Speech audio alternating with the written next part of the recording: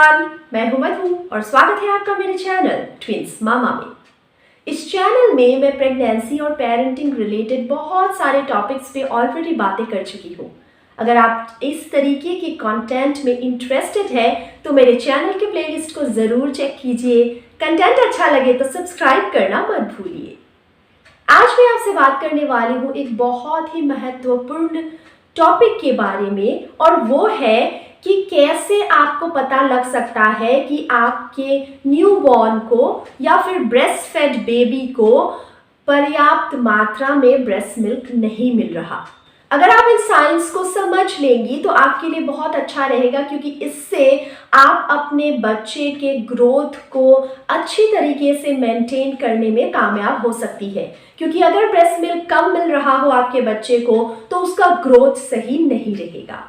सबसे पहला लक्षण ये है कि आपका शिशु बहुत लंबे वक्त तक फीडिंग लेता है, मानिए 30 से 40 से 50 मिनट तक, और इसके आगे आप उसे लेटा दें या सुला दें, फिर से हाफ एन आवर में, आधे घंटे में वो आपसे फीडिंग की डिमांड करता है। इससे आपको पता लगना चाहिए कि आपका baby enough amount of breast milk नहीं ले पा रहा है।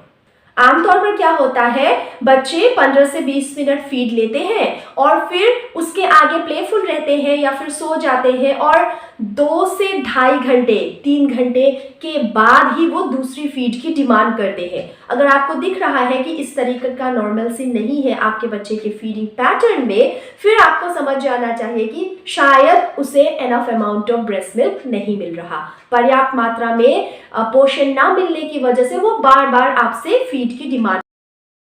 दूसरा लक्षण है कि बच्चा रात में ढंग से सोता नहीं है, वो रोता रहता है, फीडिंग के लिए रोता रहता है। आप फीड करवाए उसके आगे भी वो नहीं सोता, तब भी वो कुछ बेचैन सा रहता है, फिर से डिमांड करता है फीड की।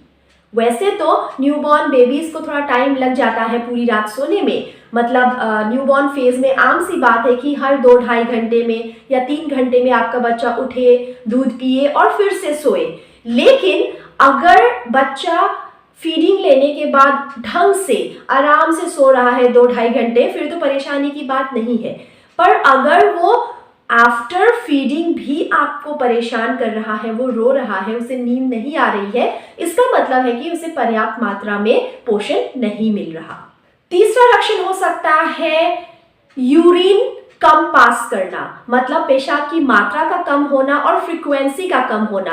आमतौर पर बच्चे दिन भर में 8 से 10 या उससे ज़्यादा बार भी अपना डायपर गीला करते हैं।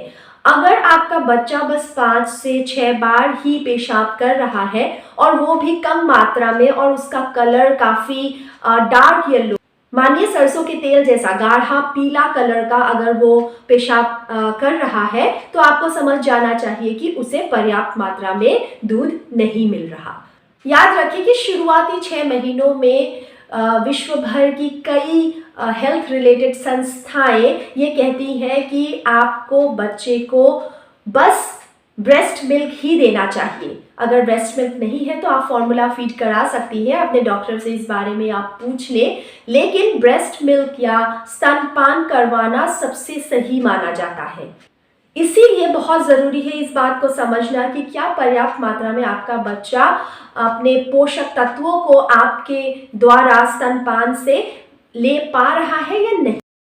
चौथा लक्षण है कि बच्चे के स्टूल का कलर, उसके पॉटी का कलर चेंज ना हो। मतलब क्या होता है, शुरू में जब आपका बच्चा जन्म लेता है तो उसके आगे वो बिल्कुल काले रंग का मिकोनियम पास करता है अपने स्टूल में, और इसके आगे धीरे धीरे उसका कलर चेंज होता है। देखा जाता है कि 3rd-4th डे में जाकर ये कलर येलोइश ग्रीन होता है। इसके आगे 5 to 6 डेज में ये गोल्डन ब्राउन या येलो कलर का हो जाता है। अगर ये चेंज आपके बच्चे के स्टूल के कलर में ना दिखे, या फिर बच्चा कम अमाउंट ऑफ स्टूल पास करे, मतलब आपने छोटे बच्चों को देखा ही होगा कि फीड लेते हैं और स्टूल पास कर देते हैं। सो ये बहुत फास्ट स्टूल पास करते हैं, या फिर दिन में कई बार स्टूल पास करते हैं, 6 से 12 बार या उससे ज़्यादा भी हो सकता है। इस बारे में एक डेडिकेटेड वीडियो है मेरे चैनल में, नई माओ को वो वीडियो ज़रूर देखना चाहिए, क्योंकि हम अक्सर अपने नए नए मदरहुड में काफ़ी कंफ्यूज होते हैं कि अरे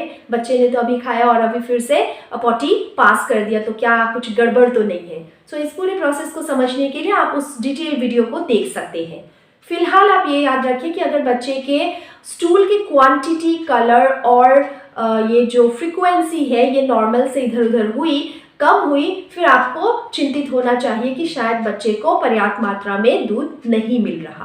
पांचवा लक्षण है कि शुरुआती 5 से 6 दिनों में अगर आपके बच्चे का वजन काफी कम हो जाए, फिर ये भी एक चिंता का विषय हो सकता है। मतलब 5 से 6 दिन में अगर आपके बच्चे का वेट 300 से 400 ग्राम कम हो जाए और 12 दिन तक उसका बर्थ वेट वापस ना आए, ऐसे में आप इस बात को समझ ले कि बच्चे को पर्याप्त मात्रा में पोषण नहीं मिल रहा।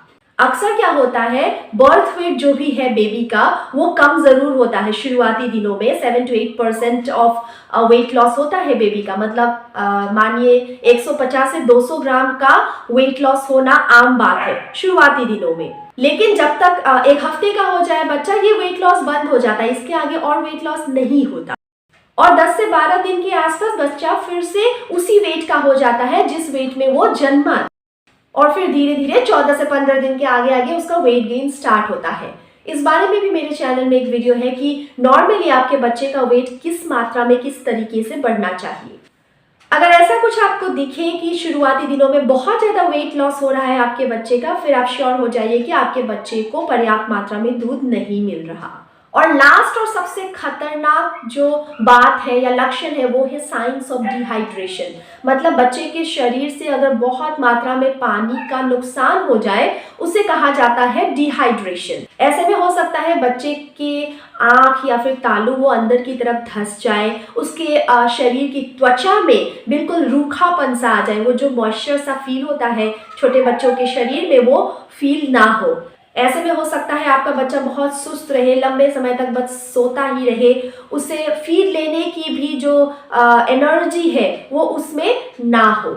और ये काफ़ी इमरजेंसी सिचुएशन है क्योंकि डिहाइड्रेशन के साइंस काफ़ी लेट दिखते हैं। अगर बहुत लंबे वक्त तक आपके बच्चे को पर्याप्त मात्रा में दूध ना मिल रहा हो, यहाँ फिर से मैं आपको कह देती हूँ कि शुरुआती 6 महीनों में बच्चे को बस दूध ही दिया जाता है, उसे पानी भी नहीं देना चाहिए, उसे इसकी ज़रूरत नहीं होती।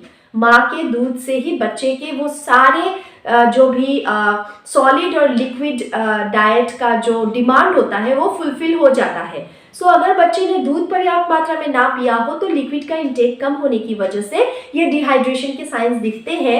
और जब तक ये साइंस दिखते हैं काफ़ी लेट हो चुका होता है और इसके आगे काफ़ी कॉम्प्लिकेशंस हो सकते हैं और हो सकता है आपके बच्चे की जान भी चली जाए।